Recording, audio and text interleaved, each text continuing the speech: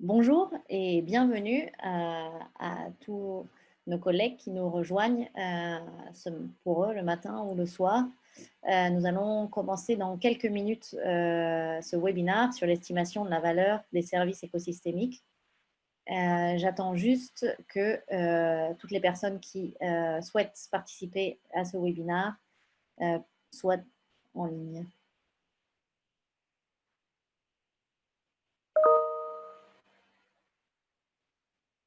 Je vois qu'il y a des questions sur le fait de savoir si le webinaire a commencé. Je pense que je peux inviter maintenant les panélistes à mettre leur vidéo et nous pouvons commencer ce webinaire. Voilà, donc vous voyez apparaître sur votre écran les différents panélistes qui participeront à cette discussion. Je vous les présenterai dans quelques minutes. Donc, tout d'abord, merci d'être présent avec nous aujourd'hui pour ce webinaire qui va discuter de l'estimation de la valeur des services écosystémiques en vue du financement et de la mise en œuvre de la restauration des forêts et des paysages. Afin de préparer ce webinaire, nous avons discuté avec les panélistes et d'autres spécialistes des questions qui apparaissent maintenant à votre écran. Donc, au cours de cette heure que nous allons passer ensemble, nous voudrions répondre à ces questions. D'abord, comment pouvons-nous établir un lien entre un écosystème donné et les biens et services qu'il peut fournir? Comment ce lien peut se créer? Comment pouvons-nous estimer la valeur qu'attribuent les habitants du dépaysage à ces biens et services? On parle des habitants, mais il n'y a pas que les habitants, il y a aussi les gens qui n'habitent pas dans la zone, mais qui bénéficient tout de même des services. Quelles sont les différentes méthodes pouvant être utilisées pour estimer la valeur des services écosystémiques? Quels sont les obstacles que rencontrent les utilisateurs de ces méthodes? Et enfin, comment peut-on mieux intégrer l'estimation des services écosystémiques dans les politiques publiques et engendrer des financements? Donc, comme vous voyez, nos panélistes ont eu à répondre à toutes ces questions et ils se sont un peu partagé la tâche. Donc, je vais vous présenter maintenant les panélistes ainsi que les présentations qu'ils vont nous faire. Donc, la première présentation sera faite par le professeur Mohamed Karo, qui nous vient du Maroc, où il travaille pour l'École nationale forestière d'ingénieurs de Salé. Il nous présentera la diversité des biens et services et mettra en évidence à la fois la difficulté et la nécessité de prendre en compte tous les services rendus par un écosystème. Durant sa présentation, il montrera que la valeur économique généralement considérée est bien inférieure à celle qui n'est pas encore considérée.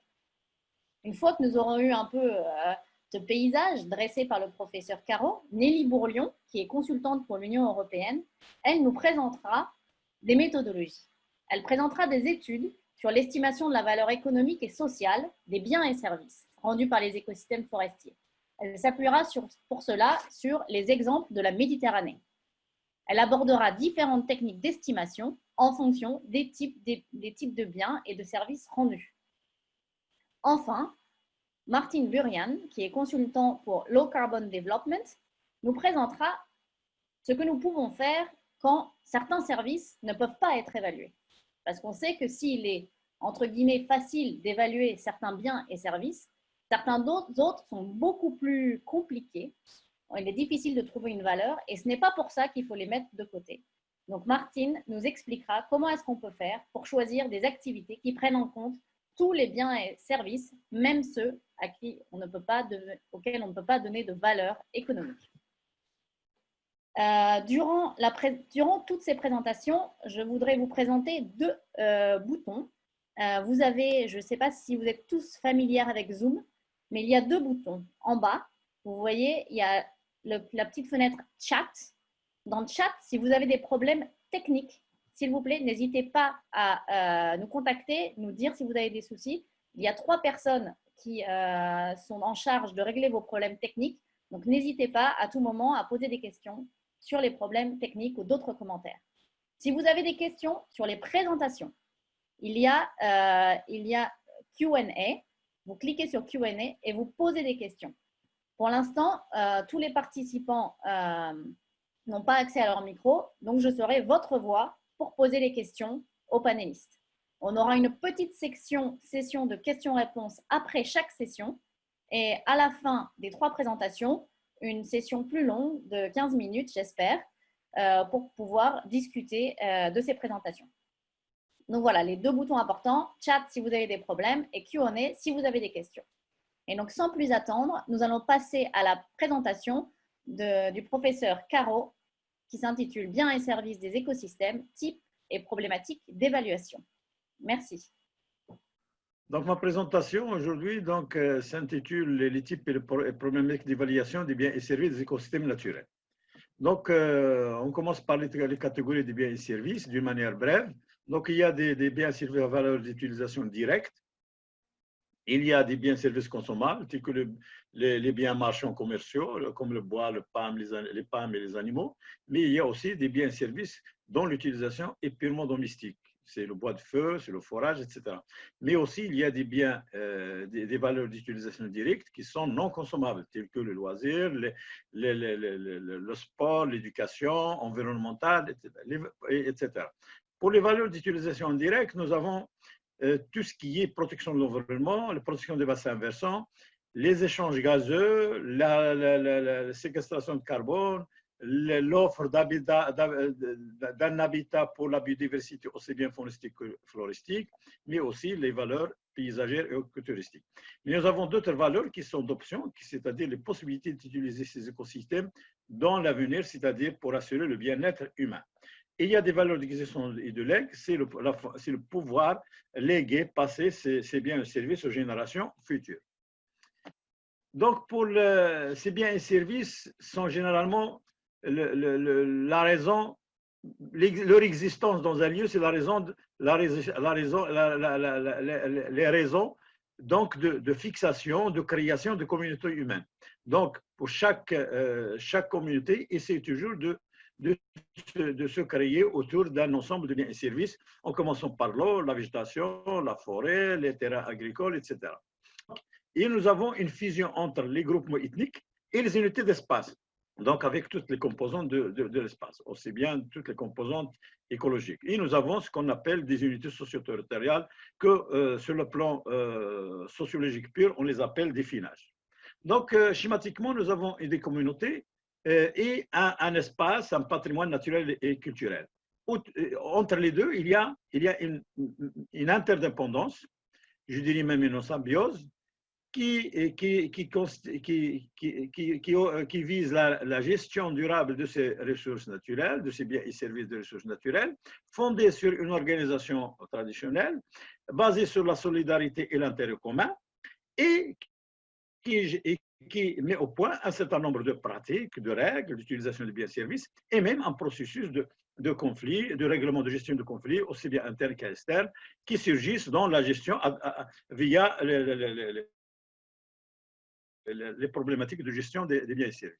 Donc, l'évaluation, en matière d'évaluation des biens et services, il y a plusieurs conceptions. Il y a la conception des économistes purs, c'est-à-dire, pour les biens et services marchands, il y a une valeur économique tangible qui est non accessible aux usagers parce que c'est les biens de l'État, ils sont vendus. Mais il y a une petite ristourne, c'est-à-dire les emplois potentiels. Généralement, ce n'est pas toujours vrai à 100%, mais la population locale peut donc bénéficier d'emplois locaux, donc de la vente ou bien de la vente de ces biens et services marchands. Pour les biens et services donc à usage domestique, là, il y a des valeurs économiques, il y a une évaluation économique tangible qui est basée sur les productions primaires, aussi bien du forage que de bois de feu ou autre. Mais la population usagère, il bénéficie d'autres biens et services générés par la production, par ces productions primaires. Par exemple, pour le forage, vous avez des productions secondaires plus importantes que la production primaire, c'est la transformation en viande, en produits de l'élevage. Pour le bois de feu, c'est le chauffage, parce que le bois de feu est utilisé pour plusieurs services, le chauffage, la cuisson, et d'autres utilisations domestiques.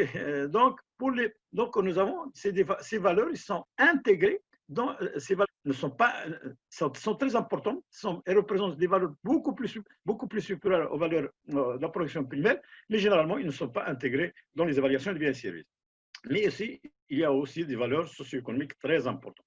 Et d'ailleurs, qui sont supérieures au capital sur pied de ces écosystèmes. Donc, pour les biens et services de régulation, alors tout ce qui est la protection de l'environnement, les échanges gazeux, la lutte contre les incendies, etc., tout ça, c'est des valeurs de régulation. Donc, ces valeurs de régulation, donc, il y a des valeurs tangibles et des valeurs intangibles. Donc, des valeurs tangibles, c'est facilement accessible et évaluable par les économistes, mais il y a des valeurs intangibles, indirectes.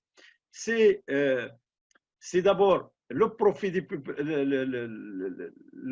c'est-à-dire la fixation du sol, l'infiltration de l'eau dans l'eau, donc l'approvisionnement des nappes phréatiques, l'approvisionnement des sources à la base, tout ça, c'est des valeurs et des biens et services indirects qui sont importants. Donc, le profit de la population, donc des populations d'usagers, donc est beaucoup plus inférieur au profit de l'aval, ce qui complique encore l'existence. Donc, eux, ils bénéficient uniquement des valeurs, de certaines valeurs indirectes, mais qui sont inférieures aux valeurs indirectes tirées à l'aval. Donc là, il se pose donc la question, est-ce que comme il est d'actualité actuellement, on parle de paiement des biens et services écosystémiques, mais pour la population, il est plus judiciable et beaucoup plus important de parler de payer les efforts accomplis par ces usagers pour garantir la durabilité du service, pour garantir le couvert, pour garantir justement donc, la gestion durable de ces biens et services. Donc ça, c'est deux conceptions différentes. Nous, les économistes parlent de paiement des biens et services écosystémiques, mais la population parle de paiement des efforts accomplis par cette population. Les valeurs culturelles du bien-être humain, bien sûr, c'est des valeurs intangibles, difficiles à évaluer.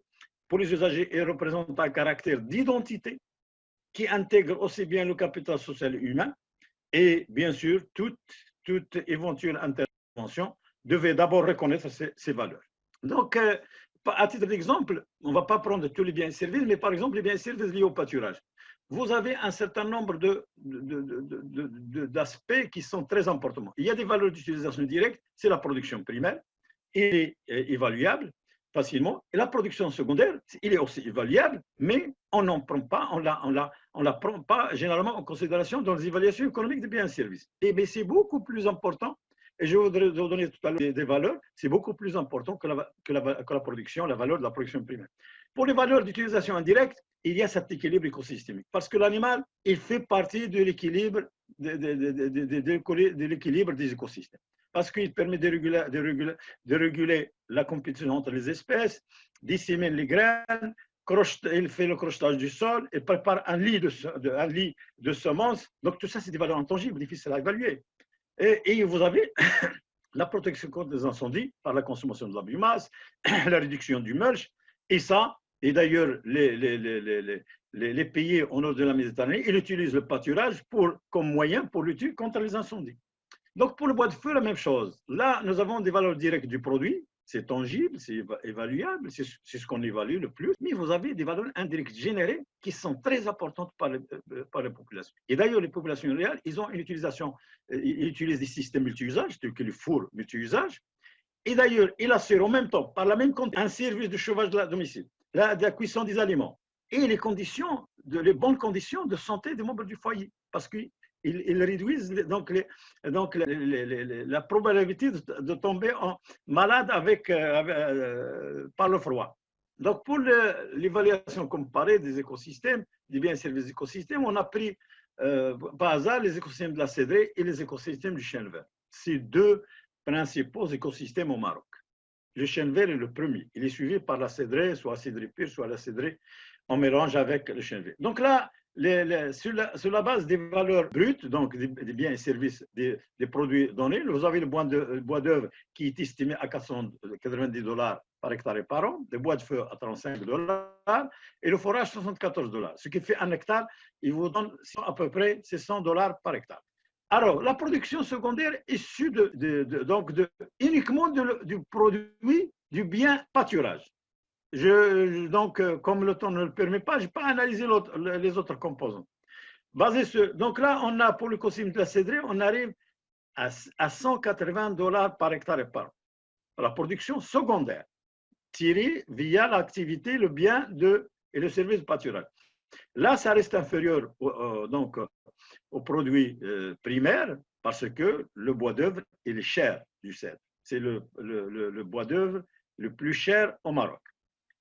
Et pour l'écosystème du chêne vert, par contre, là, la différence est claire. Nous avons 248 comme production secondaire uniquement du pâturage, non inclus. On n'a pas inclus le bois de feu, par exemple. Et si on inclut le bois de feu pour le premier écosystème, c'est sûr que la différence ne sera pas aussi importante.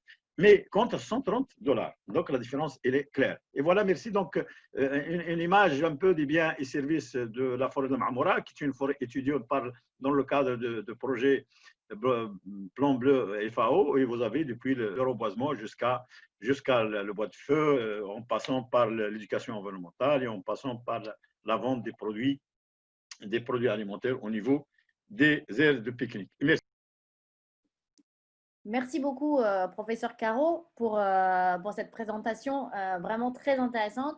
Je suis absolument désolée que certains de nos collègues aient eu du mal à lire la présentation. Si j'ai bien vu les commentaires, c'était un peu flou. Nous partagerons bien évidemment les présentations dans leur forme PowerPoint avec les participants à ce webinaire. Via le D-groupe dont je parlerai à la fin, mais vous devez presque tous déjà faire partie de ce groupe.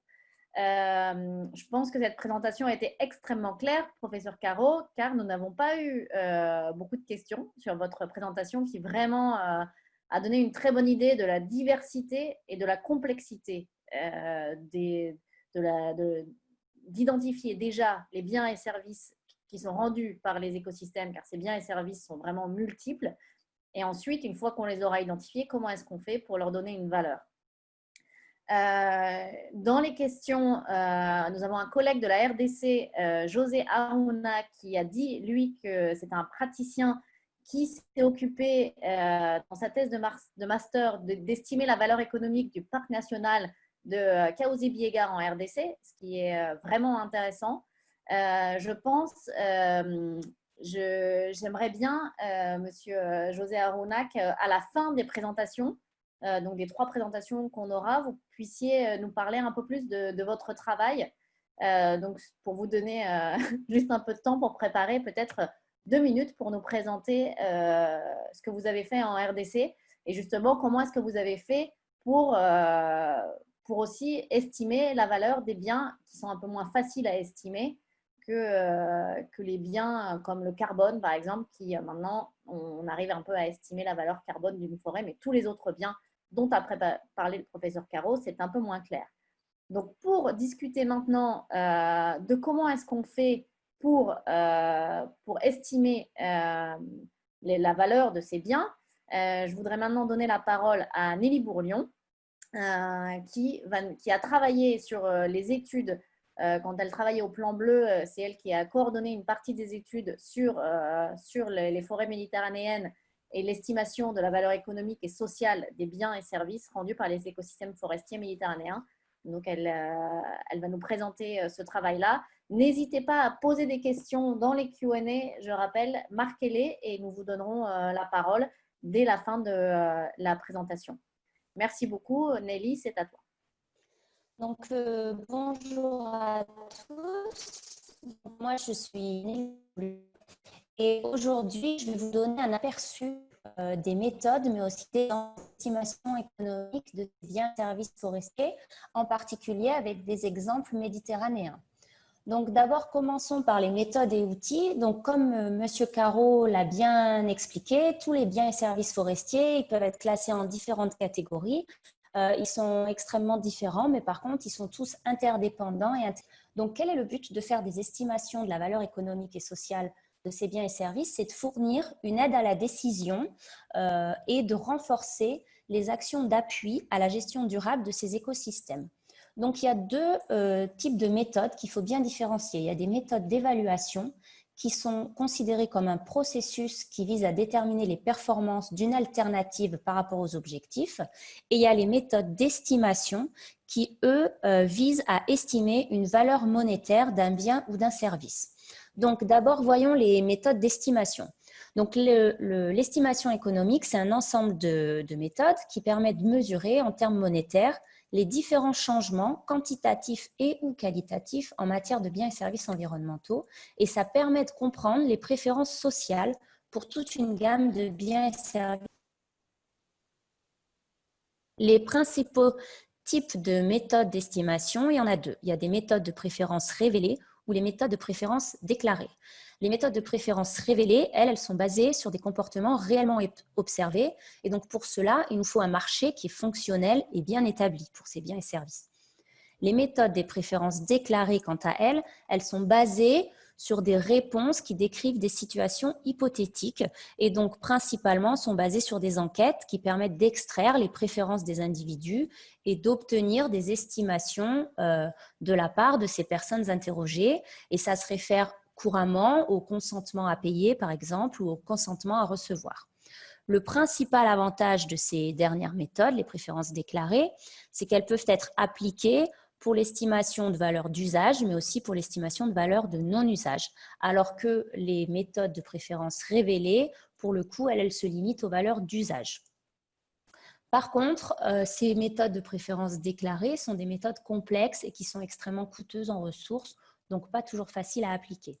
Une dernière méthode qui n'en est pas purement une méthode d'estimation pure, c'est le transfert de bénéfices. Donc en fait, ça je vais l'aborder très brièvement. C'est une méthode qui se base sur de précédentes études et on transfère les informations de ces précédentes études au site étudié en essayant d'y trouver des points communs. C'est une méthode qui est relativement récente, il n'y a pas vraiment encore de norme qui a été adoptée pour son application, donc du coup, les valeurs obtenues par cette méthode peuvent être fortement biaisées. Donc, comment est-ce qu'on fait pour choisir une méthode ? Ça dépend de plusieurs facteurs. D'abord, ça dépend du type et de la quantité des objets à estimer, de la population concernée, de l'étendue géographique, de la disponibilité des données, du temps et des ressources financières, mais aussi de l'équipe et donc de l'expérience de l'équipe qui va mener ces études, puisque les différentes méthodes que je vous ai mentionnées ont des complexités différentes. Donc ça, c'était pour les méthodes d'estimation, donc pour mettre une valeur monétaire sur des biens et services. Maintenant, voyons les méthodes d'évaluation. En fait, tout le monde le sait, les décisions environnementales, elles sont complexes, elles sont multifacettes, elles impliquent de nombreuses parties prenantes qui parfois ont des priorités et des objectifs différents. Et donc, la sélection d'approches de gestion, ça implique souvent des critères multiples, comme la distribution des coûts et des bénéfices, les impacts environnementaux, la sécurité, etc. Et donc, pour prendre les bonnes décisions, la situation, mais aussi les préférences des parties prenantes et les conséquences des différentes alternatives, elles doivent être bien appréhendées. Donc, pour cela, on a deux méthodes d'aide à la prise à la décision. Pas seulement deux, mais disons qu'il y en a deux principales. Il y a l'analyse coût-bénéfice qui compare les impacts positifs et négatifs de la mise en œuvre d'une alternative de gestion en termes monétaires. Et il y a l'analyse multicritère qui, elle, compare les performances des alternatives de gestion selon un ensemble de critères d'évaluation présélectionnés. Donc, l'analyse coût-bénéfice, elle compare tous les coûts et bénéfices qui sont pertinents en termes monétaires d'une alternative, y compris les impacts sur les biens et services environnementaux. Par exemple, quand on évalue l'impact d'une éclaircie sur la production de biens et services forestiers dans une forêt particulière, on a un scénario de référence qui est sans éclaircie et on a un scénario alternatif qui est avec éclaircie. Et l'analyse, elle se concentre sur la différence de coûts et de bénéfices entre ces deux situations. Par contre, son application, elle est limitée parce qu'il faut une certaine disponibilité de données pour pouvoir évaluer la valeur économique du bien ou du service affecté. L'analyse multicritère, quant à elle, en fait, ça regroupe un certain nombre de méthodes. Ce n'est pas une seule méthode, c'est un groupement de méthodes. Mais toutes impliquent le même processus. D'abord, il faut développer un ensemble de critères pour pouvoir comparer les options. Ensuite, il faut évaluer les performances de chaque option par rapport à chaque critère. Ensuite, il faut pondérer chaque critère selon son importance relative. Et enfin, il faut agréger les options pour produire une évaluation globale. Donc, cette analyse multicritère, elle permet de comparer les alternatives selon leur performance par rapport à un ensemble de critères d'évaluation sélectionnés. Donc, ça permet de comparer des situations extrêmement complexes. Donc là, c'était plutôt sur la théorie. Je vais essayer de vous montrer quelques exemples un peu plus pratiques. Sans entrer dans trop de détails, c'est toujours assez complexe ces méthodes économiques, mais pour vous donner un aperçu. Je vais parler d'un projet méditerranéen qui a été coordonné par la FAO et par le Plan Bleu, qui a duré 5 ans, qui a été dans 5 pays différents, donc au Maroc, en Algérie, en Tunisie, au Liban et en Turquie, avec différents sites pilotes. Sur chacun de ces sites pilotes, on a évalué différents types de biens et services que vous pouvez voir actuellement sur la carte à l'écran. Donc, pour chacun de ces biens et services, on a utilisé des méthodes différentes, évidemment, en fonction du bien et du service, mais aussi en fonction du site pilote, en fonction des données disponibles. Donc, par exemple, pour le bois, pour les produits non ligneux, on a utilisé la méthode la plus simple, c'est la méthode des prix de marché, qui estime la valeur économique de biens et services qui sont vendus ou achetés sur les marchés. Pour le fourrage, on a pris la méthode des produits de substitution qui utilise le coût de procurer un substitut à ce bien pour estimer sa valeur. Pour la récréation, par exemple, on a pris la méthode la plus courante pour étudier ce service. Donc, c'est la méthode des coûts de transport. Et donc, ça suppose que la valeur économique du site, elle est reflétée par la somme que les gens sont prêts à payer pour s'y rendre. Donc là, voilà, c'est différents exemples avec différentes méthodes en fonction des sites. Donc, je ne vais pas rentrer dans le détail de chacun de ces biens et services. Il y a des publications en ligne dont je vous donnerai les liens qui rentrent dans le détail exact de tous ces biens et services, de toutes ces études. Là, je vais prendre 2 exemples. Je vais prendre en premier l'exemple du service de la récréation. Donc, ce que vous voyez là, c'est des valeurs qui ont été trouvées par ces études. Et ce que j'aimerais mentionner, c'est que ne vous fiez pas directement aux chiffres que vous voyez. C'est-à-dire qu'on voit que les valeurs, elles sont extrêmement variées d'un site à l'autre. Et alors, il faut faire très attention parce qu'en fait, il y a différentes méthodes qui ont été utilisées. C'était différents sites avec des caractéristiques extrêmement différentes, avec aussi un développement récréatif qui était différent. Dans certains sites, la récréation était très développée, dans d'autres, non. Donc, pour cela, il faut vraiment faire attention aux valeurs qu'on voit et donc, il ne faut pas faire une comparaison directe. Il faut prendre ces valeurs comme un ordre de grandeur. Un deuxième exemple, c'est la purification de l'eau. Une méthode, un service qu'on a évalué en Algérie. Donc, ça a été évalué en fait, en amont d'une grande ville, il y avait donc une forêt. La forêt permet d'avoir une eau plus pure, purifie l'eau et donc évite un certain coût de purification. Et donc, on a estimé ce coût de purification qui était évité et c'est grâce à ce coût évité qu'on estime la valeur de ce service. Donc là, je vous montre tous les résultats qu'il y a eu à travers cette étude. Et donc ici, je voulais vous dire qu'il faut faire attention, il faut faire une analyse critique de la comparaison de ces résultats et des méthodes. Il ne faut pas prendre, comme je vous ai dit, la valeur exacte trouvée, mais plutôt il faut prendre des valeurs relatives, un ordre de grandeur. Et par exemple, ce que ce tableau montre, ce n'est pas vraiment les valeurs monétaires, mais c'est plutôt que le bois n'est pas forcément le bien qui est le plus important, qui a la valeur la plus importante dans les différents sites. Si on va un petit peu plus loin, un dernier exemple, donc ça c'est pour la partie méthode d'évaluation. Donc en Algérie, on a évalué différentes options de gestion. Donc le problème, c'est qu'on a une surfréquentation du site avec un impact direct sur la population des singes magots. Et donc l'idée, c'est de comparer différentes options de gestion. La première, c'est le scénario de référence, c'est ce qui est actuellement fait. La deuxième, c'est un scénario alternatif avec un encadrement des visiteurs par des guides. Et le scénario 2, c'est d'exploiter une nouvelle aire de récréation. Grâce à la méthode de l'analyse coût-bénéfice, on se rend compte que c'est l'option 1 qui consiste à assurer un encadrement des visiteurs par des guides nature qui est plus intéressante économiquement pour les différents pour les différentes parties prenantes. Alors que l'aire de récréation, cette option-là n'est pas intéressante, financièrement en tout cas, économiquement. Donc, que retenir de tout ça? Les évaluations économiques, elles sont d'une grande utilité pour l'aide à la prise de décision quant au choix des options de gestion. Elles peuvent mettre en évidence un potentiel de valorisation des biens et services. Cependant, il faut les utiliser avec de grandes précautions, notamment à travers les méthodes et à travers les données qui sont disponibles et qui ont été utilisées. Ces évaluations peuvent aussi être un outil d'appui à la conception de systèmes de compensation ou de mécanismes de services de paiement pour services environnementaux. Ma dernière diapo, c'est juste pour vous mettre un lien qui vous permettra de retrouver tous ces documents dont je vous ai parlé, avec donc des rapports qui détaillent très précisément les méthodes, comment les appliquer, et les méthodes ont aussi été adaptées à chacun des sites et chacun des pays, et vous retrouverez aussi des rapports avec tous les résultats et des analyses critiques de ces résultats, donc n'hésitez pas à aller les voir en ligne. Je vous remercie pour votre attention et j'attends vos questions. Merci beaucoup Nelly pour cette présentation, elle aussi extrêmement claire, je trouve, sur les différentes méthodes qui sont à notre disposition pour essayer d'estimer la valeur à donner à ces services rendus par les écosystèmes.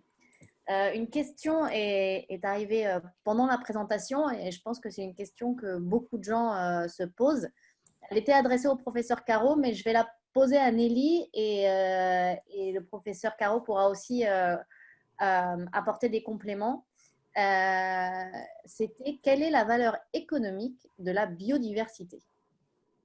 On sait que c'est assez compliqué. Il y a eu des études entières, notamment l'étude TIB, que je pense vous connaissez tous, des rapports entiers qui se sont concentrés sur la valeur de la biodiversité.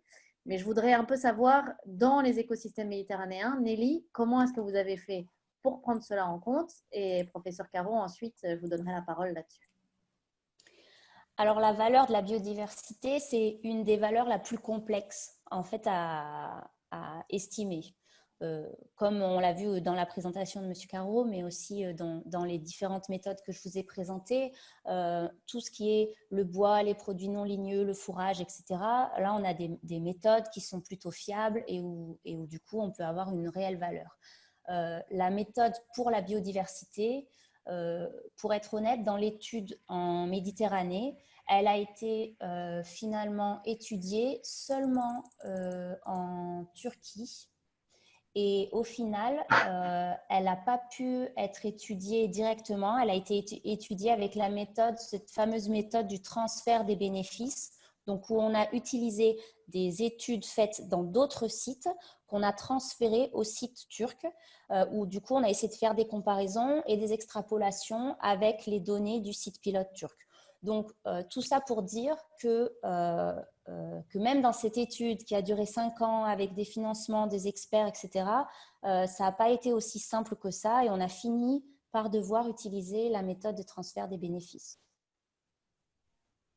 Très bien, merci beaucoup Nelly. Je voulais juste dire que donc, cette question venait de Christophe Sirumira, qui est jeune chercheur de la RD Congo basé au Sud Kivu. Comme ça, vous savez d'où vient cette question, parce que évidemment, la biodiversité est extrêmement importante dans les forêts du bassin du Congo et c'est vraiment une valeur qu'il faut mettre en avant. Et je donne la parole au professeur Caro s'il veut ajouter quelque chose sur cette question. Oui, oui, monsieur Mazed. Effectivement, comme l'a dit Madame Nelly, la biodiversité, c'est une question très complexe. Ça dépend comment on l'apprend, sur quelle facette on l'apprend. Si on l'apprend, évaluer la diversité faunistique et florale. Ça, c'est vraiment, il faut toujours une référence pour dire effectivement qu'est-ce qu'on appelle, comment il a évolué la biodiversité. Et cette biodiversité, il a des relations avec d'autres services. Parce que la biodiversité, c'est une richesse. Déjà, l'autodendémisme, si on perd des espèces endémiques, comment on peut évaluer ça? C'est vraiment très difficile d'évaluer la perte d'une espèce endémique. D'autant plus que certaines zones, l'endémisme est très important et c'est une richesse internationale. Donc, cette biodiversité en relation avec l'autre service du pâturage. Parce que vous perdez la biodiversité, parce que dans la biodiversité, il y a plusieurs, donc il y a des indices, etc., pour évaluer la biodiversité, pour évaluer aussi la répartition des individus sur l'espèce. Parce qu'une espèce, avant de s'éteindre, bon, elle diminue en fréquence, en abondance. Je pense que tout ça, la seule façon avec laquelle on peut approcher l'évaluation de la biodiversité, c'est on prend une référence, une date de référence, un état de référence. Généralement, on ne peut pas avoir une référence chez nous dans le pays méditerranéen, une référence zéro, c'est-à-dire un écosystème en équilibre. Mais s'il y a une action, s'il y a une alternative d'aménagement de gestion de la biodiversité, on peut prendre comme référence la date avant le projet, avant l'alternative, et voir quel est l'impact sur sa biodiversité. Alors, il y aura des valeurs tangibles et des valeurs intangibles.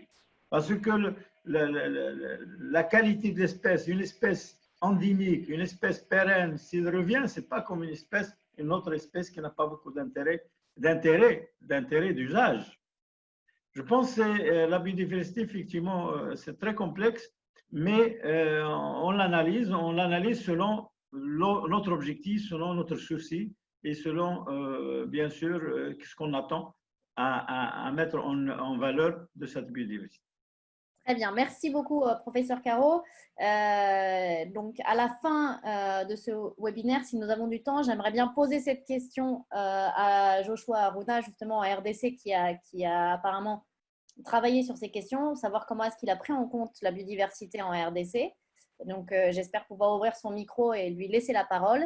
Et on traitera aussi l'autre question qui est pour Nelly, qui vient de Kadidiatou, qui nous demande comment le carbone social a été estimé. Donc, comment le carbone social a été estimé. Donc, on y répondra après la présentation de Martin. Donc, maintenant, je voudrais donc donner la parole à Martin pour sa présentation. Donc, on a vu que c'était important de donner une valeur aux biens et services environnementaux pour éventuellement pouvoir mettre en place des systèmes de paiement, par exemple, pour les services environnementaux. Le problème, c'est que souvent, quand on a une valeur pour un bien ou service environnemental, que ce soit le carbone ou l'eau, par exemple, on a tendance un peu à se focaliser sur ce service. C'est-à-dire que si on veut maximiser le carbone, il faudra peut-être planter plus d'arbres. Mais est-ce que c'est vraiment ça qui sera bien pour l'écosystème dans son intégralité? Et donc, c'est de ça dont va discuter Martine et présenter une méthode qui nous aide à répondre à ces questions. Martine, c'est à toi. Merci Mathilde. Bonjour à tous. Mathilde, tu as très bien cadré ce que j'aimerais bien discuter avec vous. J'aimerais bien soumettre quelques réflexions pratiques qui ne sont pas des expériences qui viennent de projets de recherche, mais plutôt de travaux, des questions que se posent si on travaille sur un fond, le dessin d'un fond, pour exemple un forêt, quelque chose comme ça. Alors, des réflexions pratiques pour des méthodes et approches pour la valorisation des services écosystémiques. De mon point de vue, il y a une question clé qui est comment est-ce qu'on peut concevoir un programme de paiement de services environnementaux qui intègre également tous les services du écosystème. En général, je pense un programme PSE, on valorise un service environnemental. Peut-être on met un prix sur le carbone ou on met un prix sur la qualité de l'eau. Mais la question qu'on doit se poser, c'est bien ça ce qu'on veut, ou est-ce qu'on veut aller plus loin si on travaille sur le dessin d'un fond? Et je pense qu'un programme qui vise à maximiser les impacts dans tous les domaines, le domaine environnemental, le domaine social, le domaine économique. Un tel programme a le besoin de considérer tous les services écosystémiques. Et les expériences que j'aimais bien partager, les expériences qui viennent de travaux de la conception et de la mise en œuvre de deux programmes RED, alors des programmes de réduction des émissions, de la déforestation et la dégradation des forêts. Alors, comme ça, le service environnemental primaire, hein, c'est un paiement pour la réduction des émissions de gaz à effet de serre. Mais en même temps, hein, il y a une multitude de services environnementaux et il y a aussi une multitude des options pour des interventions, des options comme activité d'atténuation. Et il faut réfléchir qu'est-ce qu'on veut financer. Hein, et comme ça, la question des autres services environnementaux plus loin que la réduction des émissions, ça devient très pertinent. Hein, et j'aimerais bien discuter cette question avec vous, hein, utilisant deux programmes RED. Hein. L'un s'appelle Forkline. C'est un programme RED en Indonésie. C'est basé à Kalimantan, l'île la plus grande en Indonésie. Et à Kalimantan, ça ne touche pas toute l'île, mais seulement quelques districts. Hein. Et le programme est financé par KfW, alors c'est la coopération financière de l'Allemagne, implémentée par GFA.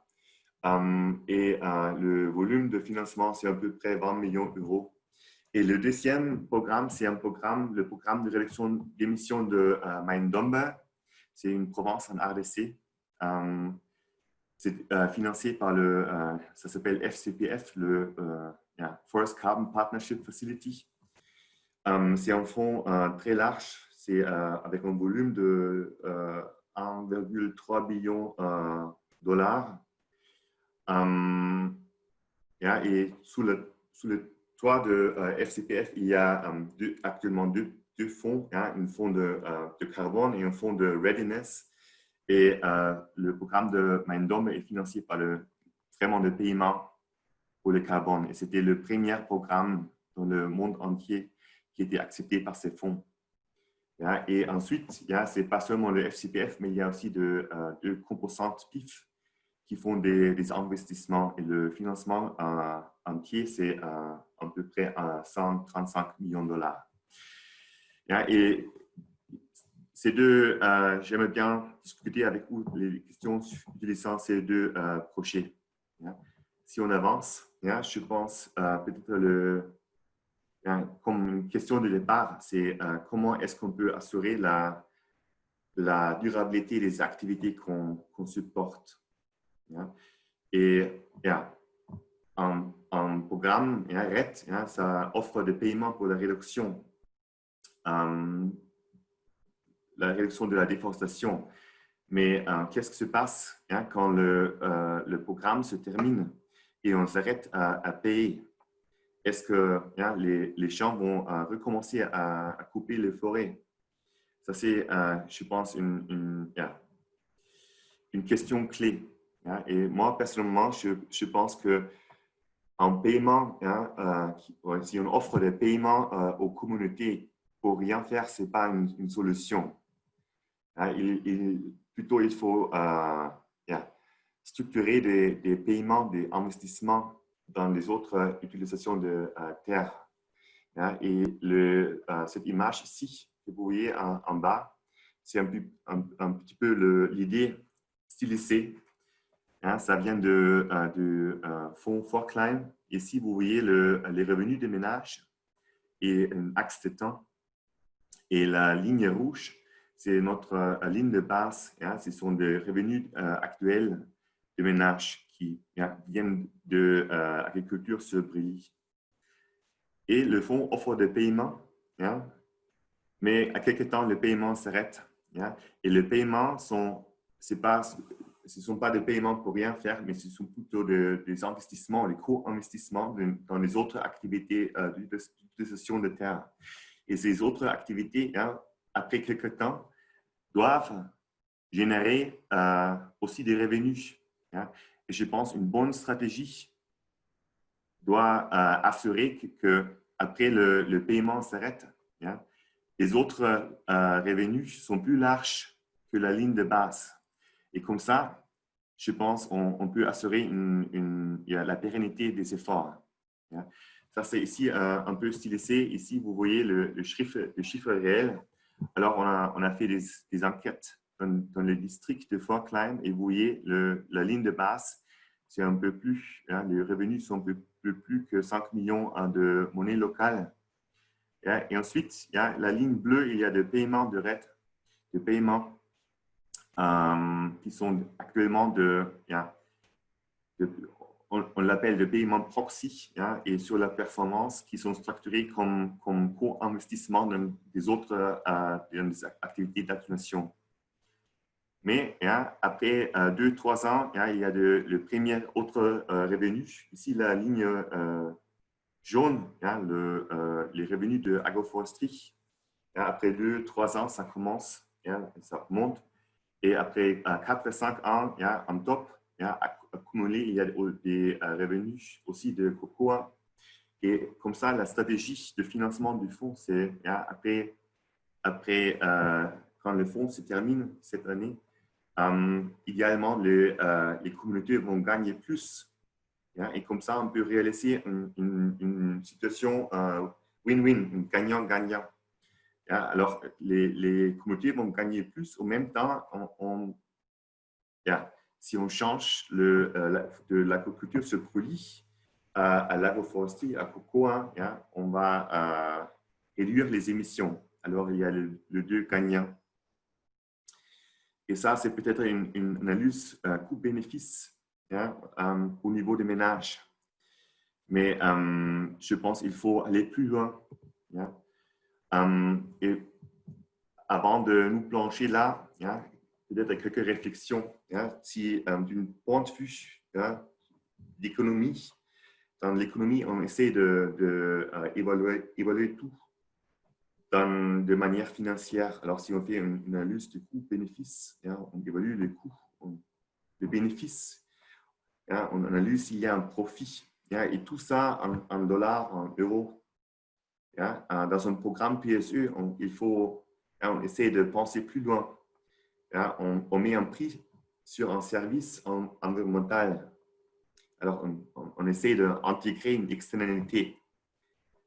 Et si on travaille sur un plan d'investissement stratégique pour un fonds, il faut peut-être aussi considérer les coûts-bénéfices. Alors, il faut réfléchir sur les autres services environnementaux qui ne sont peut-être pas monétarisés, où on n'a pas les moyens pour monétiser tout. L'un aspect dans mon ligne de travail, c'est le carbone, les émissions, la réduction des émissions. Mais pour faire un bon travail, je pense qu'il faut aussi réfléchir sur le coût-bénéfice, les aspects qui ne sont pas nécessairement monétisés. Ici, vous voyez une diapo qui vient de plan d'investissement de programme de réduction de Maïdombe. Et là, on a essayé d'aller plus loin. On a fait une analyse multicritère et je pense que c'est peut-être un bon outil pour rapidement intégrer ces coûts-bénéfices, même s'ils ne sont pas quantifiés. Quand on a travaillé sur le plan d'investissement de Maïdombe, comme je dis, c'est un grand programme. Il y a des différentes sources de financement. Il y a le fonds carbone de FCPF. Il y a 2 composantes PIF. Mais tous ces financements, ils ont un plan d'investissement commun. Et ces plans communs financent 8 activités d'atténuation qui sont payées sur la performance. Et en plus, il y a quelques activités de soutien. Et sur ce tableau, vous voyez la liste, l'ensemble des activités qui sont financées. Et la question, c'est combien de financement prévoir pour quelle activité. ça c'était un petit peu le défi pour nous. En même temps, on sait que l'accord, le contrat, il y a un contrat de vente entre le gouvernement de la RDC et la Banque mondiale qui dit, bon, on va on va vendre 11 millions de crédits de carbone qui vont générer une partie de la monnaie pour investir. Alors, le but, c'est toujours d'assurer qu'on va générer assez de crédits. Et on a fait une analyse multicritère pour dire combien d'argent prévoir pour quelle activité. Et une côté, c'est peut-être une analyse coût-bénéfice au niveau du programme. Alors, si on va du ménage au programme, c'est un autre niveau. Et là, on a essayé de faire un classement d'efficacité d'atténuation qui est un classement cardinal où on peut dire, bon, ça marche, ça va générer le double de réduction qu'une autre activité. Peut-être on peut choisir deux exemples. Et là, c'est l'agroforesterie, une activité que je trouve assez importante pour le fonctionnement du programme. Et vous voyez, le coût par hectare, c'est assez cher, 365 $ par hectare. Et ça va générer 35 crédits de carbone sur 10 ans.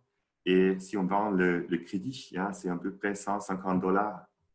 Alors, vous voyez, si on compare le coût avec le revenu, ça nous donne un bilan négatif.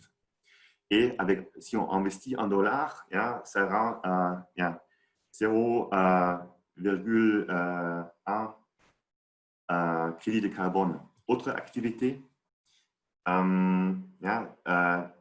la savane mise en défense, c'est beaucoup plus efficace.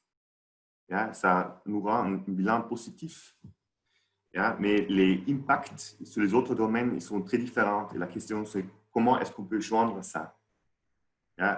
Ici, rapidement, vous voyez l'analyse multicritère. Alors, il y avait une groupe de travail en RDC à Kinshasa qui a fait une analyse des activités d'atténuation. Ici, vous voyez les mêmes activités. Et le groupe d'experts a fait un classement de mieux au pire en 5 classes. Et ici, vous voyez le résultat.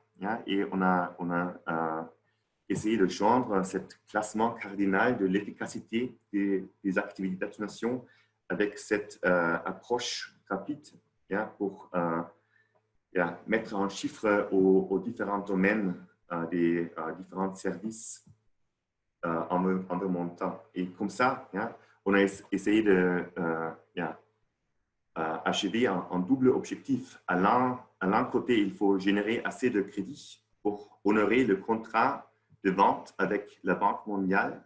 Et en même temps, on a essayé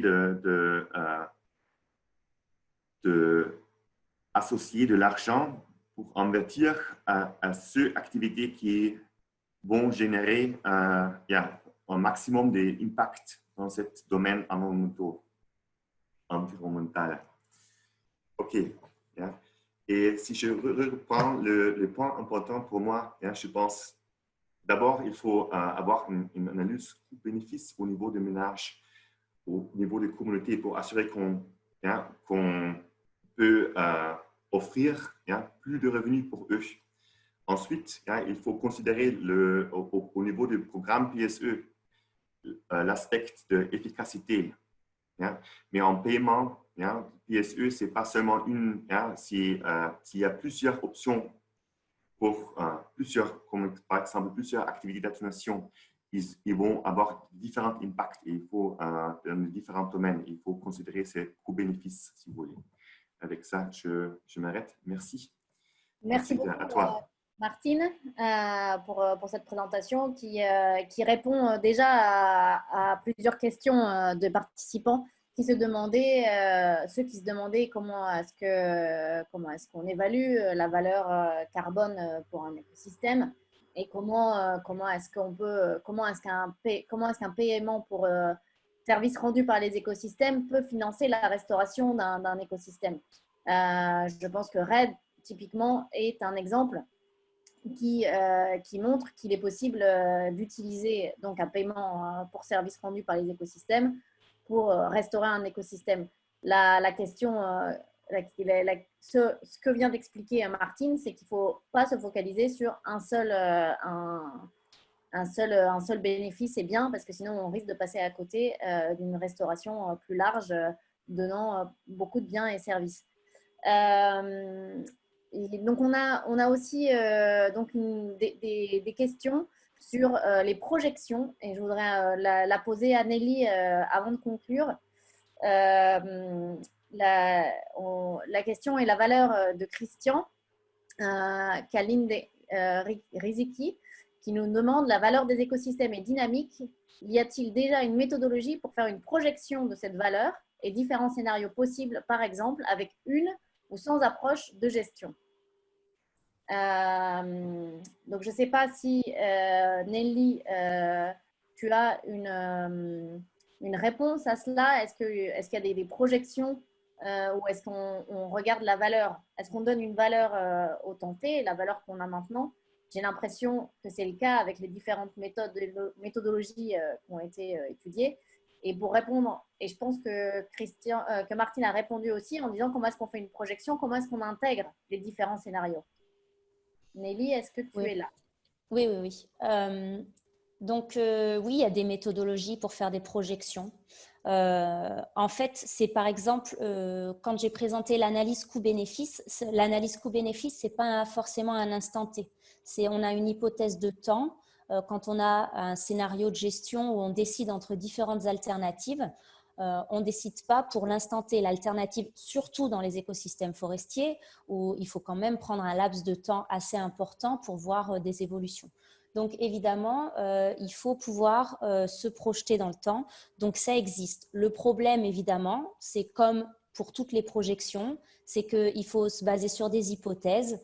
Et donc, des hypothèses d'évolution, par exemple, de la production des biens et services, en fonction aussi des différents facteurs d'impact, typiquement le changement climatique, comment est-ce qu'il impacte certains biens et services. Bon, donc ça, déjà, il faut avoir ces données-là. Donc, ces données-là, souvent, c'est déjà des projections, donc elles ont déjà un certain nombre d'hypothèses. Et ensuite, il y a aussi toutes ces hypothèses économiques.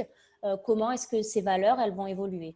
Donc, du coup, c'est faisable avec des méthodes, mais avec beaucoup d'hypothèses. Donc, il faut bien peser dans la balance tout ça pour avoir, comme j'ai dit, il ne faut pas se fier à une valeur précise. C'est plutôt des ordres de grandeur que des valeurs. Et donc oui, ça existe. Oui, oui. Merci beaucoup, Nelly. C'est très clair. Une question rapide pour Martine.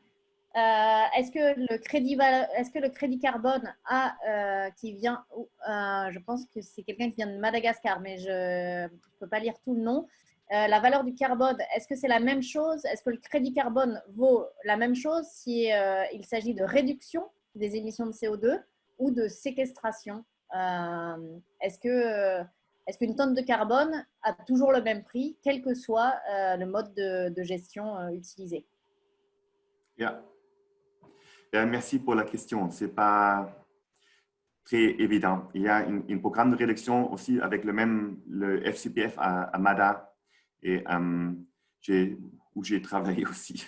Et là, il y a un prix qui est le même pour la réduction d'1 tonne de CO2 de la déforestation que la séquestration par le reboisement. Sur les marchés internationaux, il y a un marché international de ce carbone. On trouvera de différents prix. Mais pour le programme de réduction, le MADA, c'est le même prix. D'accord, merci beaucoup. Et je voudrais, pour terminer, peut-être demander au professeur Caro ou à Nelly, celui qui se sentira le mieux pour répondre à cette question qui a été posée par Daniel Désiré Ouedraogo. Comment un tel système peut s'appliquer dans des zones sahéliennes, telles que le Burkina, le Niger ou le Mali?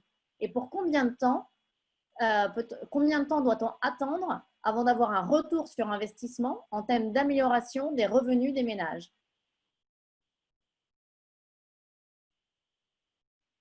Est-ce que dans les systèmes méditerranéens, vous avez pu mettre en place des paiements pour les services environnementaux, par exemple, et est-ce que vous savez au bout de combien de temps il y a une restauration efficace qui a pu donc bénéficier aux populations locales. Je dirais un mot, si vous permettez, Mathilde. Donc là, ça dépend du bien et service. Il y a des biens et services où vous pouvez avoir des retours dans un temps acceptable de quelques années, 5 ans, 10 ans. C'est que, par exemple, la richesse floristique. Donc là, justement, en rapport avec la projection dans le temps, donc là, avec la relation couvert végétal et richesse floristique, on a pu, par exemple, en Amoura, après le projet, on a pu faire des projections en fonction de l'évolution d'abord du système de gestion, en fonction aussi du comportement de l'homme, parce qu'il faut investir aussi dans les actions soft, pas uniquement dans les actions physiques. Et là, bien sûr, pour la richesse floristique, on peut avoir des retours, on peut avoir, si on fait un modèle de gestion concerté, participatif, on peut avoir des retours sur 5 ans, sur 10 ans.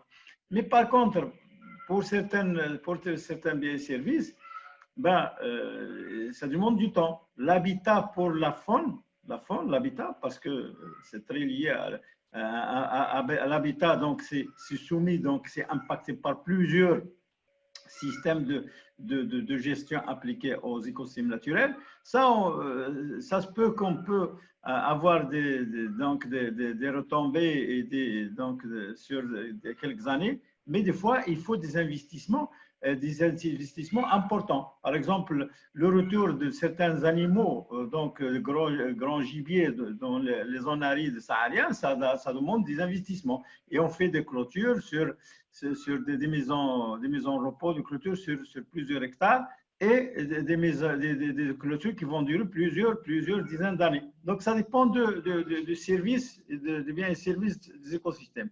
Donc, c'est le contexte, aussi bien écologique, social, est très influent sur cet aspect-là. Très bien, merci beaucoup, professeur. Alors, je m'aperçois qu'il est déjà tard, donc je vais conclure. Cependant, j'aurais bien aimé donner la parole à Josué Harouna, parce que je lui ai dit plusieurs fois qu'il pourrait parler.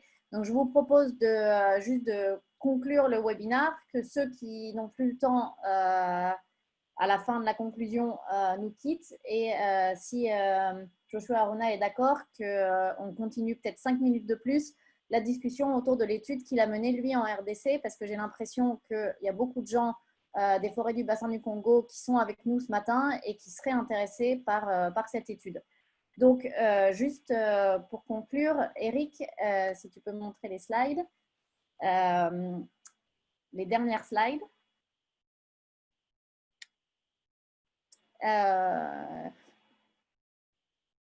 Non, on a un petit souci technique. Donc, en tous les cas, je voudrais vraiment remercier les panélistes. Juste les messages à retenir aujourd'hui, c'est que donc il y a de nombreux biens et services rendus par les écosystèmes. Certains sont plus faciles c'est plus facile de donner une valeur à certains qu'à d'autres. Les valeurs non valorisées économiquement sont souvent supérieures, mais pourtant elles ne sont pas nécessairement prises en compte quand on détermine les activités à faire pour un écosystème. Et, il y a différentes méthodes qui existent, qui ont été montrées par Nelly, soit de l'estimation, soit de l'évaluation. Et je vous invite vraiment à regarder les études qui ont été faites sur la Méditerranée, car les méthodes sont extrêmement bien détaillées et vous pourrez les réappliquer dans vos propres contextes. Les évaluations économiques sont d'une grande utilité pour l'aide à la prise de décision et pour mettre en place des systèmes de compensation. Mais ça ne veut pas, vraiment, il faut faire attention à ce qu'aucun bien et service soit délaissé, même s'il est très difficile de mettre une valeur, par exemple, l'aspect culturel, l'importance d'une forêt au niveau culturel. On ne peut pas vraiment mettre un prix dessus, et pourtant, ce n'est pas pour ça qu'il faut que ce soit délaissé par rapport à une valeur carbone ou une valeur de purification de l'eau. Et enfin, un plan de financement durable d'un écosystème doit vraiment reposer sur la mise en valeur de plusieurs biens et services rendus par les écosystèmes. Je vous invite donc à consulter les différentes ressources qui sont disponibles, les liens qui ont été donnés dans les présentations PowerPoint, et on vous enverra un lien, et de participer au D-Group. Il y a un lien là mais j'invite Disha qui s'occupe de ce groupe à renvoyer à tous les gens qui ont participé aujourd'hui une invitation afin de participer à ce D-Group et continuer la discussion. On va poster vos questions sur le D-Group, donc les questions auxquelles on n'a pas pu répondre, malheureusement, elles ont été très nombreuses. On y répondra et nos experts y répondront sur le D-Group. Enfin,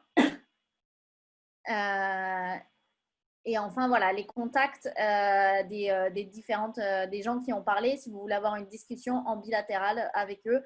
Je remercie vraiment infiniment nos panélistes, le professeur Caro, Martine Burian et Nelly Bourlion, pour tout le travail qu'ils ont fait pour vous présenter aujourd'hui ce webinaire. Je vous remercie de votre participation.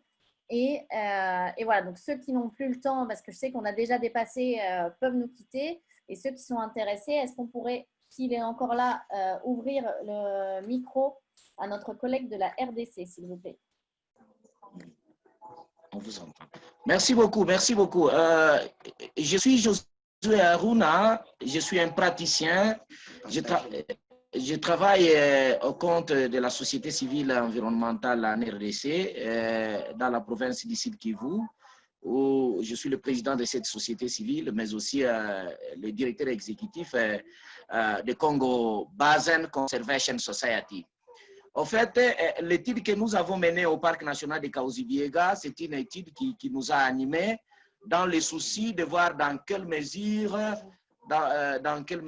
nous pouvons répondre tant soit peu aux problèmes que rencontre ce parc par rapport à l'obtention d'un mécanisme d'un financement local. Nous avons mené cette étude qui est sur la valeur économique du parc national de Kahuzi-Biega. Vous allez entendre avec moi que nous n'avons pas fait une étude d'évaluation totale des services écosystémiques du parc national de Kahuzi-Biega, mais nous avons fait une étude de la valeur économique du parc national de Kahuzi-Biega en se basant sur une seule valeur, laquelle nous avons vu qu'il y avait quand même de certaines opportunités face à l'utilisation de cette valeur, notamment c'était l'eau douce. L'eau douce, en considérant que l'eau douce qui vient du parc national de Kahuzi-Biega est bénéfique pour la population de la ville de Bukavu, était bénéfique même en termes de stabilisation de l'eau douce que nous trouvons dans les lacs Kivu, parce que le courant d'écoulement direct vers les lacs Kivu, c'est au moins 49% des contributions des sources en eau qui proviennent du parc national de Kahuzi-Biega vers les lacs. Mais aussi, il y a certaines entreprises qui bénéficient de cette eau, notamment il y a la Régie des eaux, qui est une compagnie d'eau qui distribue l'eau, qui vend l'eau dans la ville de Bukavu, dont la source vient de Kahuzi-Biega. Et il y a l'entreprise d'énergie, notamment il y a la société d'électricité, notamment la Ruzizi 1, Ruzizi 2 et Ruzizi 3, mais dans notre étude, nous avons considéré Ruzizi 1. Autre chose, nous avons considéré également la société Bralima qui fabrique la bière dans la ville de Bukavu. Et c'est là que nous avons essayé d'évaluer en termes de valeurs d'usage direct et quelques valeurs d'option qui nous ont permis d'évaluer les services rendus par l'eau douce en calculant la valeur de l'eau douce sur le marché réel, notamment ce qui est par rapport à la méthodologie de préférence révélée sur le marché.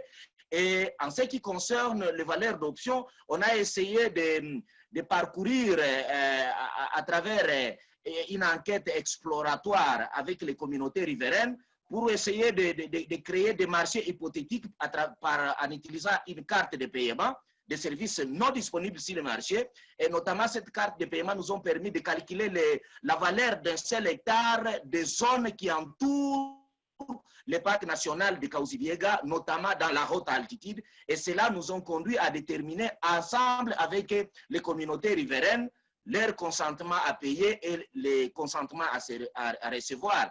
Mais nous avons aussi utilisé, et cela nous a permis d'arriver à faire une projection la projection, comme on a posé la question de la projection, comme il n'y avait pas une méthodologie standard pour faire la projection, on a utilisé cette rentabilité financière, mais en utilisant les taux directeurs de notre banque, donc de la Banque centrale en RDC, pour essayer d'estimer ce que serait le coût donc, engagé par rapport à ce bénéfice économique pendant une période de 3 ans. Et nous sommes arrivés même à dégager l'analyse coût-avantage. Dans cette analyse coût-avantage, nous avons essayé de voir les ressources que le parc national de Kahuzi-Biega est en train de mobiliser réellement. Ça peut venir soit des partenaires, comme j'ai vu GFA aussi, c'est parmi les partenaires qui appuient le parc de Kahuzi-Biega à travers les KfW. Il y a d'autres mobilisations, notamment ce que le gouvernement donne. Quand on a essayé d'évaluer ça, avec maintenant la valeur que nous avons trouvée, de la valeur économique des services rendus qui sont capturés par ces différentes entreprises, on a essayé de créer une balance pour faire l'analyse coût-avantage. Et cette analyse coût-avantage nous a permis de voir réellement ce que Kahuzi-Biega est en train de rendre comme service à la population de la ville de Bukavu et population riveraine, et même pour l'avenir de l'économie de la sous-région des Grands Lacs. Donc, dans ce scénario, nous avons montré à la population que si une fois Kahuzi-Biega partait, donc il y aura des comportements négatifs même au niveau du lac Kivu, et ce qui va engendrer même un déficit économique au niveau de la sous-région, car les courants électriques que nous avons dans la Ruzizi, que ce soit le barrage 1, le barrage 2, et on veut construire le barrage numéro 3, tout ça seront des projets morts parce que la quantité importante de l'eau vient du Kahuzi-Biega. Mais aussi, ces entreprises risquent de fermer, la régie des eaux peut fermer et la société Bralima qui utilise l'eau pour la fabrication de la bière peut fermer. Maintenant, dans les scénarios, nous nous sommes dit, avec cet outil d'évaluation qui servirait de lobby auprès des décideurs politiques, bien sûr avec l'accompagnement de certains partenaires, pour voir dans quelle mesure Kahuzi-Biega pourrait avoir un moyen financier local pour essayer de financer le plan de développement local dans Kabare, Walungu et Kalehe, qui sont des entités qui entourent le parc national de Kahuzi-Biega, et si reviendrait donc uniquement dans la haute altitude et reviendrait en termes de bénéfices qui seraient à l'avantage de soutenir le développement des communautés locales et limiter des conflits qui existent entre leurs protégés et les communautés riveraines, notamment les peuples autochtones et consorts. Voilà un peu les analyses, et dans nos analyses, nous sommes arrivés à dégager une valeur économique qui est environnant, selon les estimations, autour de 2 milliards de dollars qui sont capturés chaque année, qui sont bénéficiés par les entreprises qui utilisent l'eau uniquement, sans compter les autres services. Notamment, on n'a pas compté les visites aux gorilles, on n'a pas compté les questions de carbone, on s'est limité à un seul service spécifique avec lequel nous pouvons gagner des opportunités et déclencher un processus qui pourrait quand même aider ces parcs à avoir un fonds local de développement en termes de basket fund au niveau de la province et au niveau du pays, et qui s'associerait avec ce que les autres bailleurs de fonds sont en train de donner afin de rendre un peu opérationnel les activités de conservation et essayer un peu d'éliminer les ratios qui est très faible en termes de couverture de la zone de conservation par rapport au coût récit, que ce soit de la part des partenaires, que ce soit de la part du gouvernement, parce que le parc jusqu'à actuellement dépend de au moins 85% de la dépendance externe. Et nous nous sommes dit dans le scénario, si une fois KfW fermé et les autres bailleurs arrivent de fermer, donc nous allons perdre le travail de conservation, et les gorilles, qui sont des espèces en danger critique d'extinction dans la haute altitude, risquent de disparaître parce que la couverture en termes des activités de conservation ne suffiront plus et ne pourront plus bénéficier d'une couverture. Sinon, je vous remercie beaucoup pour m'avoir associé dans ces débats. Et s'il y aura des questions, vraiment, je voudrais peut-être rester en contact avec vous dans les prochaines communications. Merci beaucoup. Je vous remercie, Marty. Merci beaucoup, Monsieur Arona. Je ne sais pas si vous nous entendez ou pas, mais merci beaucoup parce que déjà, c'est bien d'avoir un défenseur qui croit autant en la cause des parcs nationaux. Merci beaucoup pour toute votre conviction et tout ce travail. Je pense que c'est vraiment intéressant parce que vous avez montré comment vous définissez la valeur du parc par rapport à l'eau douce et comment vous avez regardé l'impact sur les barrages, sur la fabrication de la bière, etc. C'est extrêmement intéressant.